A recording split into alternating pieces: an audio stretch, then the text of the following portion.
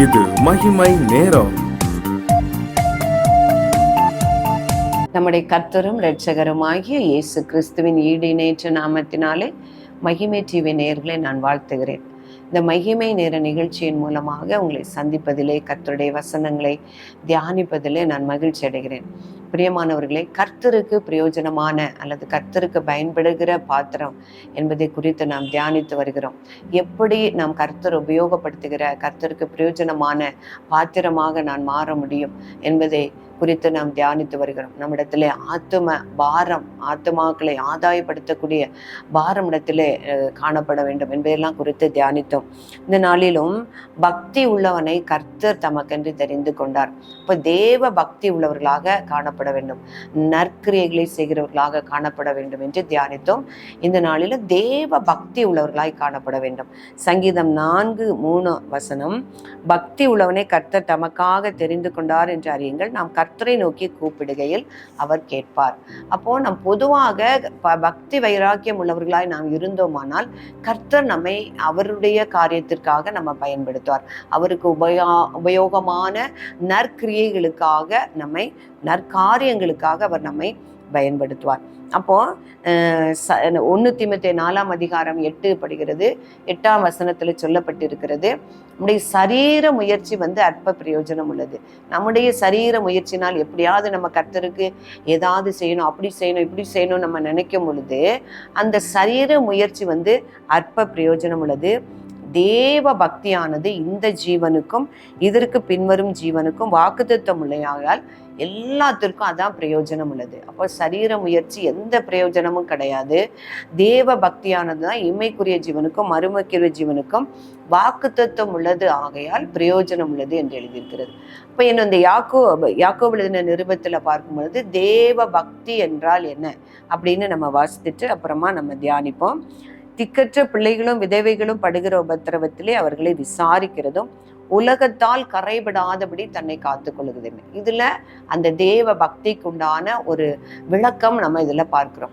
அப்போ ஏழைகளுக்கு இறங்க வேண்டும், இரக்க குணமுள்ளவர்களாக காணப்பட வேண்டும், மனது உருகிறவர்களாக காணப்பட வேண்டும். திக்கற்ற பிள்ளைகள், ஏழைகள், அனாதைகள் அவர்கள் படுகிற உபத்திரவத்துல நம்ம அவளை விசாரிக்காம இருந்து கர்த்தர் என்னை பயன்படுத்தணும் அப்படின்னு நம்ம சொன்னோம்னா கர்த்தர் நம்மளை பிரயோஜனப்படுத்த முடியாது. அப்போ ஏழைகளுக்கு நாம் இறங்கி அவர்களை விசாரித்து உலகத்தால் தன்னை கரைபடாதபடி காத்துக்கொள்ள வேண்டும். எந்த ஒரு குற்றமோ, அதாவது அநியாயம் செய்கிறதா இருக்கட்டும், அல்லது விபச்சாரம் செய்கிறதா இருக்கட்டும், அல்லது பாலிய இச்சைகளா இருக்கட்டும், எல்லா அநியாயத்துக்கும் உலகத்தால் கரைபடாதபடி தன்னை காத்துக்கொள்கிறதுனா உண்மையான தேவ பக்தியா இருக்கிறது என்று பார்க்கிறோம்.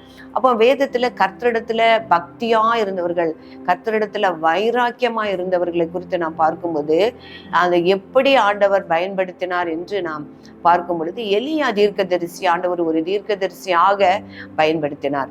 அந்த இஸ்ரவேல், அந்த சமாரியாவில ஆகாப்பு எசபேலோ பாகால்களை வணங்கி பாகாலுடைய தீர்க்கதரிசிகளை வைத்து அந்த தேசத்தையே தீட்டுப்படுத்தி கொண்டிருந்தான். அப்ப அந்த பாகால் தீர்க்கதரிசிகளை, இந்த பாகால் வணக்கத்தை அழிக்க வேண்டும், அவர்களை கண்டித்து அவர்களை விடுதலையாக்க வேண்டும் என்றுதான் ஆண்டவர் எலியா தீர்க்கதரிசியை அவர் பயன்படுத்தினார் பார்க்கிறோம். அப்போ ஒரு இடத்துல அந்த எலியா என்னெல்லாம் ஆண்டவர் சொல்றாரோ, ஆவியானவர் எப்படியெல்லாம் ஏவுறாரோ அப்படியெல்லாம் அவருக்கு கீழ்ப்படிந்து சொன்னார். கேரித்தாற்றண்டையில் இருந்தார், சாரிபாத் விதவனை வீட்டண்டையில் இருந்தார். 3.5 வருஷம் மழை பெய்யாது என்று சொல்லி அந்த ஆகாபுக்கு பயந்து கர்த்தர் எந்த இடத்துல போக சொன்னாரோ அந்த இடத்துலலாம் போனாரு. இப்போ அவரும் அவருடைய பலவீனத்துல சோர்ந்து போய் சொன்னார், ஆண்டவரே, நான் தேவனாகிய கர்த்தர், சேனைகளின் கர்த்தராகிய தேவனிடத்தில் மிகவும் பக்தி வைராக்கியம் உள்ளவனா இருந்தேன். அப்ப அவர் பக்தி வைராக்கியம் உள்ளவரா இருந்ததுனால தான் ஆண்டவர் அவரை தெரிந்தெடுத்தாரு. ஆனாலும் அந்த பாகால் தீர்க்கதரிசிகளுடைய 450 பேர் அவர் பட்டயத்தினால வெட்டி, அப்ப அந்த இஸ்ரவேல் ஜனங்கள் மனம் திரும்பி கர்த்தரே தெய்வம், கர்த்தரே தெய்வம் என்று அவர்கள் பணிந்து கொள்ளும்படியான ஒரு சூழ்நிலையை அந்த இடத்துல அவர் ஏற்படுத்தினார் என்று பார்க்கிறோம். அப்படியே அவரிடத்திலே உள்ள அந்த பக்தி வைராக்கியம். அதே போல அந்த மோசே அந்த வனாந்தரத்தில் இஸ்ரவேல் ஜனங்களை அழைத்து செல்லும் பொழுது அந்த மோவாபினுடைய சமவெளியில் இருக்கும் பொழுது இஸ்ரவேல் ஜனங்களும் அந்த மோவாபியுடைய ஸ்திரீகளோடு அவர்கள் கலந்து அந்த அருவருப்புகளில் ஈடுபட்டு அந்த தேசத்தை தீட்டுப்படுத்தினார்கள். அப்போ கர்த்தராகிய தேவன் அவர்களுக்குண்டே ஒரு வாதையை அனுப்புகிறார். அப்போ மோசேயிடத்துல சொல்லுகிறாரு, அந்த யாரெல்லாம் வந்து அந்நிய ஸ்திரீகளோட அவங்க வந்து கலந்தாங்களோ அவங்களை எல்லாவற்றையும் இந்த கூடாரத்தை விட்டு அல்லது இந்த பாளையத்தை விட்டு நீக்கு அப்படின்னு சொல்லிட்டு ஒரே சங்காரம் நடக்குது, ஒரே வாதம் நடக்குது. அப்போ நம்ம ஆரோனுடைய குமாரனாகிய எலியாசாருடைய மகன் பினகாசை குறித்து நம்ம அதில் பார்க்கிறோம். அப்ப அந்த பினகாஸ் என்ன சொல்லுவான்னா, அவன் ஆண்டவன் மேல மிகுந்த பக்தி வைராக்கியம் உள்ளவனா இருந்தான். அப்போ அவன் என்ன செய்யறான், ஒரு ஈட்டியை எடுத்து அந்த தப்பை செய்த அந்த இஸ்ரவேல் மனுஷனையும் அந்த மீதியான ஸ்திரீயையும் ஒரே குத்தாக குத்தி அந்த கர்த்தருக்கு பக்தி வைராக்கியத்து நிமித்தம் அந்த அந்த இஸ்ரவேல் ஜனங்கள் எல்லாருக்கும் அந்த செய்கை நிமித்தம் ஒரு பாவ மன்னிப்பை கொடுத்தான் அப்படின்னு அதுல எழுதியிருக்கிறது. அந்த பாவ நிவர்த்தியை செய்ததுனால ஆண்டவர் சொல்றாரு, உன்னுடைய சந்ததியிலிருந்து இந்த ஆசாரிய ஊழியம் எப்பவுமே நிலைச்சிருக்கும் அப்படின்னு சொல்லி அவனை ஆசீர்வதிக்கிறார். பாருங்க, அப்போ பிரியமானவர்களே, கர்த்தரிடத்துல நம்ம பக்தி வைராக்கியம், ஆலயத்தை குறித்தோ ஆலயத்தை தீட்டுப்படுத்துற அவர்களை குறித்தோ அப்புறம் பக்தி வைராக்கியம் இருக்கும் பொழுது ஆண்டவர் பயன்படுத்துவார். இயேசு கிறிஸ்துவே சொல்றாரு, அவர் தேவாலயத்தை வந்து அந்த புறா விற்கிறவர்களும் அந்த தேவாலயத்தை வந்து தீட்டுப்படுத்தி அதை வேண்டாத காரியங்களை செய்யும் பொழுது ஆலயத்தை குறித்த பக்தி வைராக்கியம் என்னை பட்சித்தது என்று எழுதியிருக்கிறார். அப்ப என்னுடைய வீடு, என்னுடைய தேவனுடைய வீடு, அது ஜெப வீடு, அதை நீங்கள் வந்து கள்ளர் குகையாக்கினீர்கள் என்று ஒரு தேவ பக்தி வைராக்கியத்தோடு அவர்களை விரட்டினார் என்று பார்க்கிறோம். அப்ப இப்படிப்பட்ட ஒரு வைராக்கிய நம்மிடத்துல காணப்படும் பொழுது, தேவனுக்கு ஏற்ற பக்தி உள்ள வைராக்கிய நம்மிடத்துல காணப்படும் பொழுதுதான் ஆண்டவர் நம்மை பயன்படுத்துவார். அப்ப அனனியா என்கிற ஒரு தீர்க்கதரிசி, அதாவது பவுல் அப்போஸ்தலர் தமஸ்குவிலே போவுக்கு முன்னாக இயேசு கிறிஸ்துவை அவர் தரிசித்து அவர் வந்து பார்வை இல்லாதவனாய் போகிறார். அப்போ அவரை பார்வையடைய செய்யும்படியாக, அவருக்கு ரட்சிப்பிலே வழி நடத்தும்படியாக அனனியா என்பவரை ஆண்டவர் தெரிந்து கொண்டார். அந்த அனனியாவுக்கு தரிசனமாய் சொல்றாரு, பவுலுங்கிற ஒரு மனுஷன் உள்ளத்துல வருவான், அவனை வந்து பார்வை அடையும்படிக்கும் ரட்சிப்புல நடத்தப்படும்படிக்கும் அவனை உண்டத்துல அனுப்புறேன் அப்படின்னு சொல்றாரு. அப்போ பவுலுக்கு ஞானஸ்தானம் கொடுக்கும்படியாக, பவுலை வந்து கர்த்தருடைய வார்த்தைகளை சொல்லும்படியாக அனனியாவை இயேசுவானவர் பயன்படுத்துகிறார். அப்ப அந்த அனனியா எப்படிப்பட்டவனா இருந்தானா, அவன் வேத பிரமாணத்துல பக்தி உள்ளவனா இருந்தான் என்று எழுதியிருக்கிறது.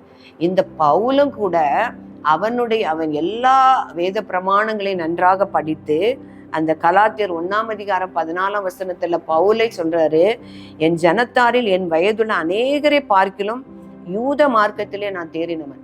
அவன் பரிசேயனுக்கு பரிசேயனா இருந்தான், வேத பிரமாணத்திலே நடத்தப்பட்டான், கமாலியலுடைய பாதத்தருகே அவன் வளர்க்கப்பட்டான் என்று நம்ம பார்க்கிறோம். அவரே சொல்றாரு, எல்லா வேத பிரமாணங்களையும் நான் கற்றிருக்கிறேன், என் பிதாக்களுடைய பாரம்பரிய நியாயங்களுக்காக நான் மிகவும் பக்தி வைராக்கியம் உள்ளவனா இருக்கிறேன். அவன் கற்றுக்கொண்ட வேத பிரமாணம், அவன் கற்றுக்கொண்ட நியாய பிரமாணத்துல அதை வந்து மீறக்கூடாது, அதிலே நடக்க வேண்டும் என்று அவன் மிகுந்த பக்தி வைராக்கியம் உள்ளவனா இருந்தான்.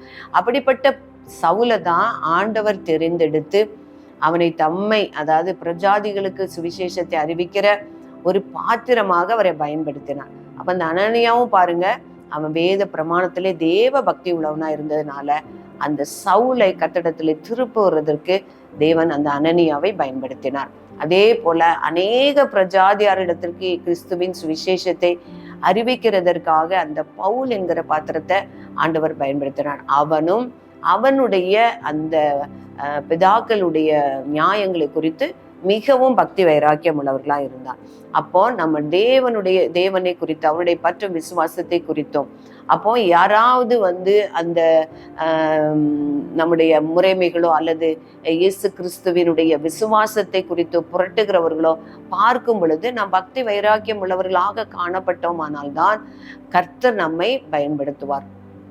ஜனங்களை மனம் திருப்பவும், அந்த விசுவாசத்திற்கு நேராக அவர்களை திருப்பவும் கர்த்தர் நம்மை பயன்படுத்துவார். ஜெபிப்போம். கிருபை நிறைந்த எங்கள் அன்புள்ள ஆண்டவரே, உம்மை துதிக்கிறோம் அப்பா, ஸ்தோத்தரிக்கிறோம். நீர் நல்லவர், நீர் பரிசுத்தர், நீர் உண்மையுள்ளவர் ஆண்டவரே. நீ மனதுருகிற தேவன், நீர் இரக்கம் உள்ளவரப்பா. உம்மை துதிக்கிறோம். தர்மையான நேரத்திற்காக தேவரீர் உமக்கு நன்றி செலுத்துகிறோம் அப்பா.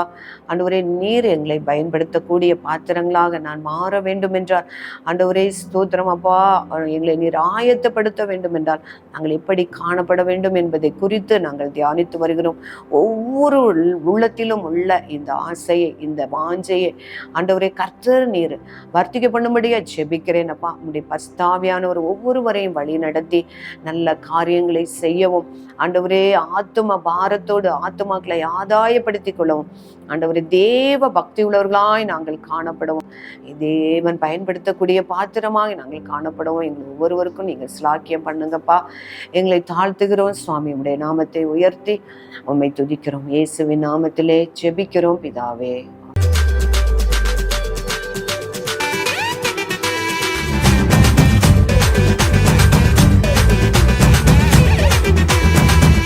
மகிமை மகிமை